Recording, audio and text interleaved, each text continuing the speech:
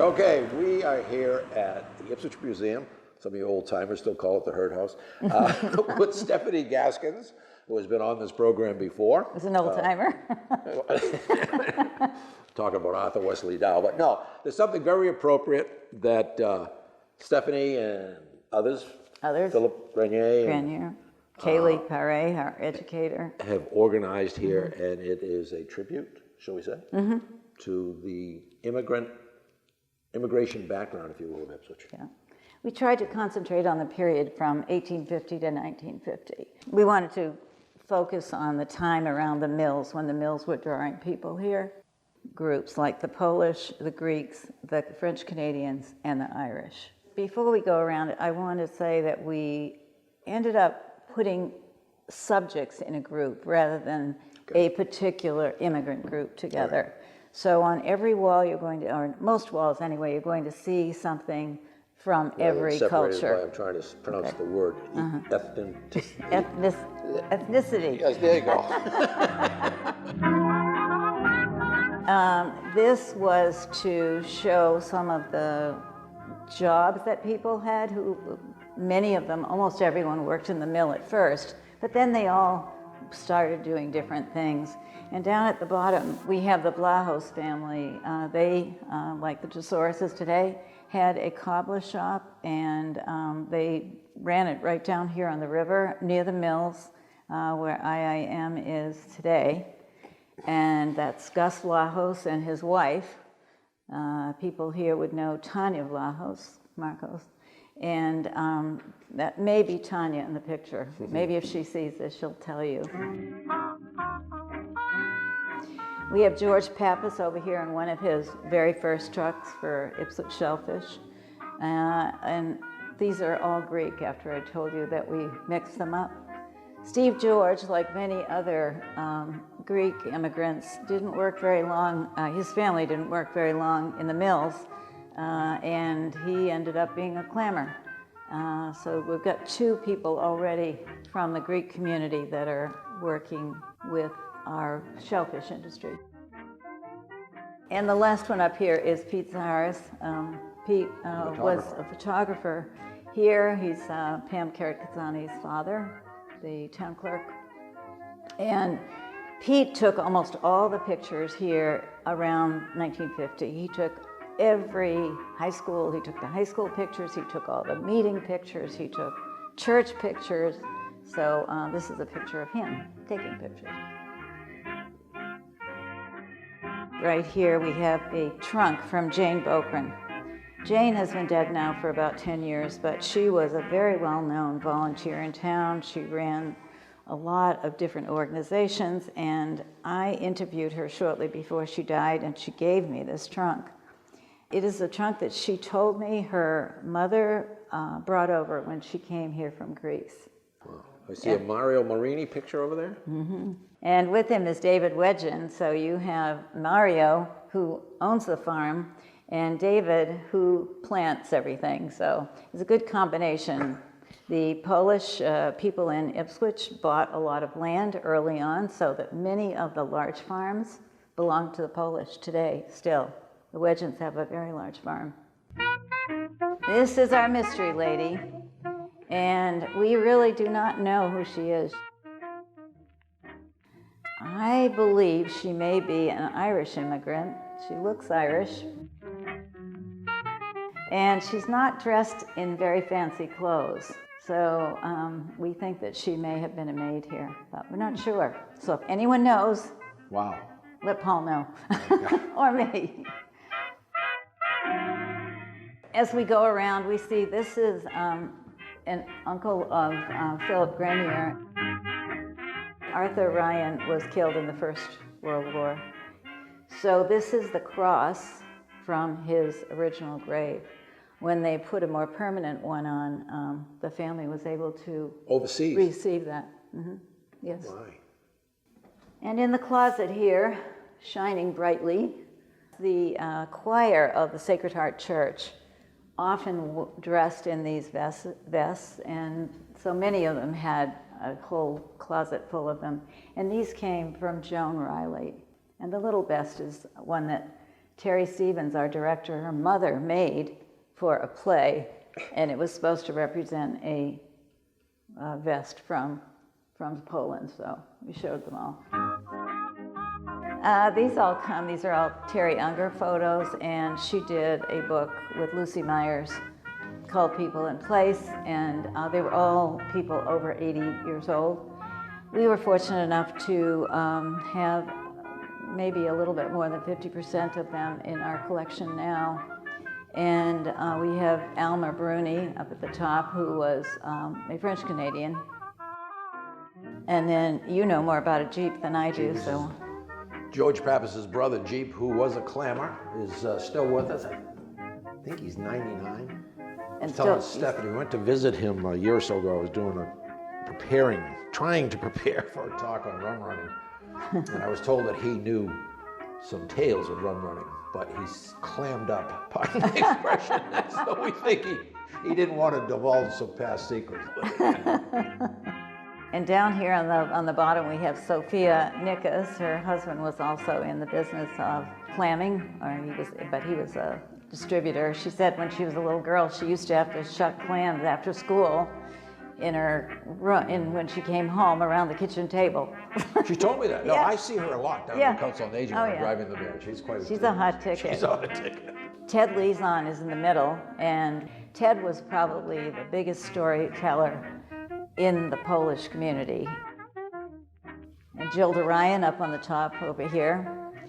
Gilda is an Orsini, was an Orsini, and so she's part of the Italian community here. The Italian community was pretty small. Most of the people who came here came to work on estates or to build, to do masonry work. So even though now many of the farms like Bruni's and now Marini's are all run by Italians. And we have a little bit of Mary Connolly, our past town historian. When Mary died, I was fortunate to talk to her son, and there were many things that he did not want and was happy to have in the museum. So this is her rocking chair when she was a little girl, probably shared by her many siblings. And this is a photograph of the Patch family.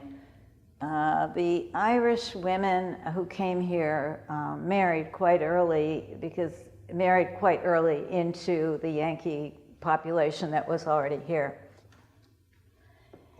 And these are from Pam Karakasani, and since we are telling some funny stories, I'll tell one about this dress.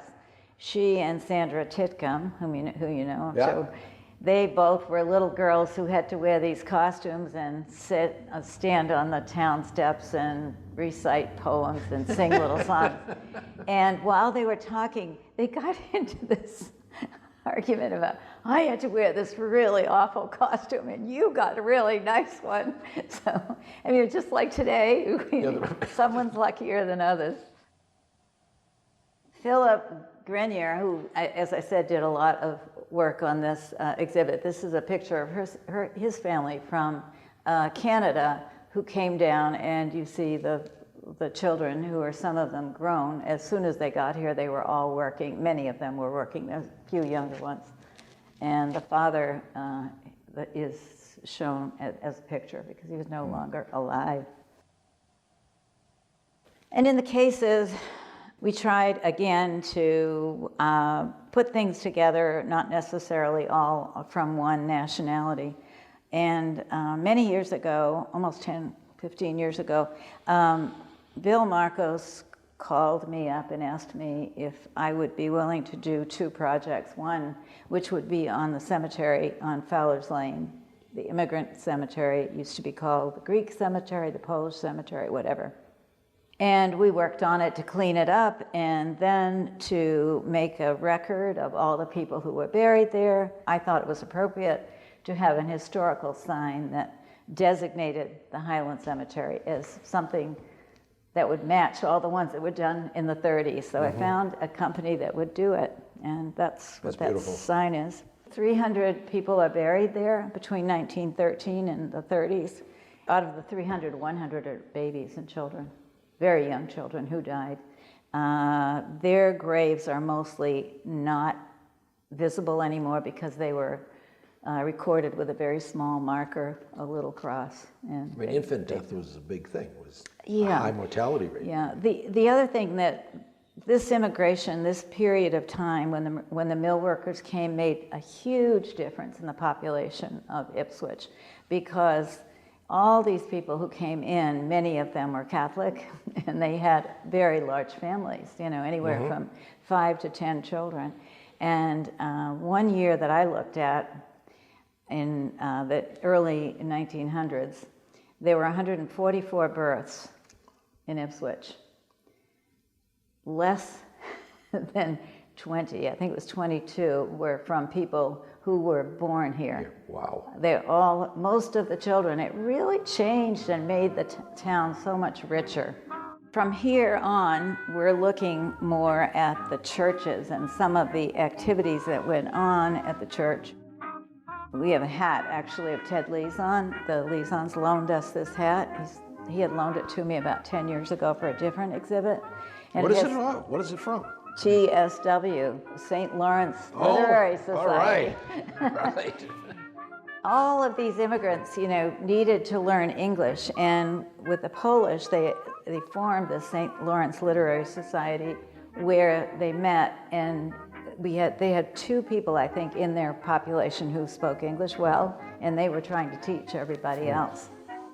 This is a La Salette photo, and it's where Turner Hill is today, and it was a destination point for retreats for Catholic kids, men, all kinds of groups, women, I suppose, too. And then we have the interior of the Sacred Heart Church, and we have, I mentioned to you that the choir often dressed in these Polish vests, and they're up at the top with Rosalie Archie, who everyone knows from the Hart House. Rosie Sweet still waitressing. I know. God. So, and this is a rosary from John Patch, who was Mary Connolly's brother, who was killed in an airplane crash just before the Second World War. Is that related to Joe Patch? Yes. Yeah? Yeah. Joe's brother? Oh, no kidding. Yes. When he was killed, it was such a shock to his family, and I guess it was a tradition at that time that they would buy a bureau in which they would put all of his earthly goods. And the bureau has 5 drawers, I think, and every drawer was stacked with everything from his uniforms to the American flag on his casket, to his rosary beads, to his, he rode horses, and he had a couple of awards from that, his hat, and that's all upstairs here. Oh, no kidding. The Patches gave it to us, and it's a really incredible thing that we have. And this is kind of an important one because it shows all the different churches that the immigrants were using, and they were all built in the early 1900s. The Greek church did burn and had to be replaced in the 30s. This is a little, it's a copy, but it's Sue Boyce. Most people will remember Sue Howard Boyce, and she drew a picture of the French church before and after they added another floor That's right, to the it. basement. Yeah. And the basement was the St. Credian nuns ran a school. My wife went there for a couple of years. Okay. And they had a baby class all the way through 8th grade, and it was called baby class. The Sacred Heart Church is special because the members of that church actually saved the money to build it, and that's one reason they were so angry when the diocese closed it, because they felt that they had created the church themselves, and it was not the diocese who could take it away. I have to add that I hated going to this church in the summer as a kid because they gave the sermon in both English and Polish. And if you're a 10-year-old kid on a sunny summer morning, you don't want to spend an hour and 15 minutes. And plus then they had benediction after, and the thing would go on for like an hour and 20 minutes. You're like tapping your foot, you want to get out in your boat. And here we have family pictures. Ted Leeson loaned us this. It was his grandmother's 80th birthday. So this is Carolina Lizon, and she would have been an immigrant. She didn't speak any English, so she just talked to my friend's mother in Polish, and my friend didn't understand either. Now, I'm smiling because this is an early form of Photoshop. Yes. If you look close, you'll see that these photos are inserts in many cases. This guy obviously is, what do you call that type collar? High collar, High yeah. collar. I mean, this is early collar, 1900s right. or something, and they stuck him in there. Right. It's kind of cool. And this is another person that's photoshopped in, and it's Barkowski. He had died by the time of this event, and so they photoshopped them in. And this person, I'm not sure of. Ted didn't tell me that was photoshopped in, so I don't know. Most people remember from that era Joe Edelman. There was a small Jewish community here that came from Russia, or in the same area. I didn't know that. And there was actually a synagogue in Ipswich. It was on Washington Street. We do know that, but we don't know where. And then we have a couple of other weddings here. We have a Polish wedding, which is one of Joan Riley's parents, and over here we have French-Canadian Grineer Gallant weddings that Phil Grineer. Cool. Again, too. That's cool.